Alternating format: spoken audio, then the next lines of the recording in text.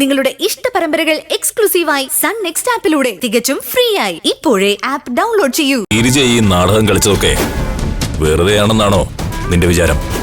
എന്തു പറഞ്ഞാലും ഒരു ഗിരിജ അവൾക്ക് മാത്രമല്ല എനിക്കും അറിയാം ദർശനെ എങ്ങനെ കൈകാര്യം ചെയ്യണമെന്ന്. ഇപ്പൊ നിശ്ചയല്ലേ കഴിഞ്ഞിട്ടുള്ളൂ. ശില്പയുമായുള്ള കല്യാണത്തിന്റെ അവസാന മുഹൂർത്തം. ആ താലി കെട്ടതിന്റെ തൊട്ടു മുമ്പല്ലേ എല്ലാം മാറി മറിഞ്ഞത്. ഇനി സമയമുണ്ട്.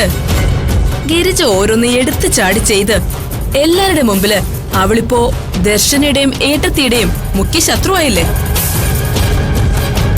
ഇനി അവൾ എന്ത് ചെയ്താലും എല്ലാവരും സംശയത്തോടു കൂടിയേ കാണും. മാത്രമല്ല മറ്റാരെങ്കിലും എന്തെങ്കിലും ചെയ്താലും എല്ലാവരും ഗിരിജയെ സംശയിക്കൂ. അവിടെയാ ഞാൻ എന്റെ പദ്ധതി നടപ്പിലാക്കാൻ പോകുന്നത്. നിങ്ങൾ നോക്കിക്കോ, കൂട്ടത്തിൽ നിന്നുകൊണ്ട് തന്നെ ഞാൻ സമയത്തിന് പാലം വലിക്കും. ഇത്രയും നാൾ ഞാൻ ഓതി തന്നൊന്നും നിന്റെ തലയിൽ കയറാത്ത എന്താ? ദർശനയെ രൂപേഷിൽ നിന്ന് അകറ്റാൻ ഇനി ആര് വിചാരിച്ചാലും എളുപ്പമല്ല.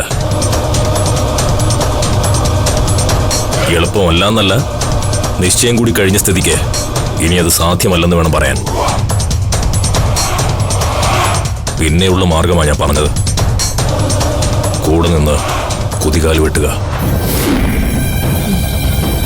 ഏട്ടത്തിക്ക് പോലും അറിയാത്ത കണക്കറ്റ സ്വത്തുക്കളുണ്ടെന്ന് ഞാൻ പറഞ്ഞില്ലേ?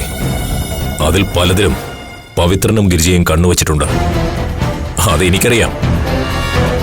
ഇത്രനാളും ഒറ്റയ്ക്ക് അവനൊന്നും കൊണ്ടുപോകാതിരിക്കാൻ ഞാൻ കൊണ്ടുപോകാതിരിക്കാൻ അവനും ശ്രമിച്ചുകൊണ്ടേയിരുന്നു.